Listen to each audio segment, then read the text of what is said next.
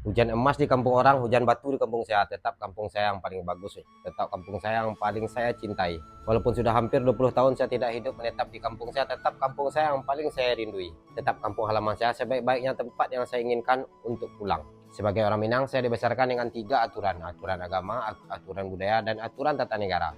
Dan saya diajarkan untuk tunduk dan patuh ke atas aturan-aturan tersebut. Nah, permasalahannya pada postingan-postingan saya sebelumnya yang menyinggung soal kaum-kaum intelek orang Minang yang membangga-banggakan kaum dari Sumatera Barat. Dan ada beberapa teman-teman atau saudara-saudara kita yang dari suku lain merasa kepanasan, merasa kegerahan, dan merasa tersinggung. Padahal pada postingan saya tersebut tidak ada sedikit pun saya merendahkan, menghina, mencaci maki dari suku-suku lain. Jika Anda tidak terima dengan statement dan pendapat saya, silahkan buktikan sendiri kelebihan-kelebihan dari suku Anda dan buat video yang sama seperti ini. Tidak ada yang melarang Anda. Negara ini menjamin kebebasan semua orang untuk berpendapat. Poin terakhir, jangan ajarkan orang Minang untuk bertoleransi. Dan sejarah-sejarah membuktikan bahwa toleransi di daerah Minangkabau sangat tinggi. Didik beragam beriman, mudah-mudahan menambah dan meningkatkan iman.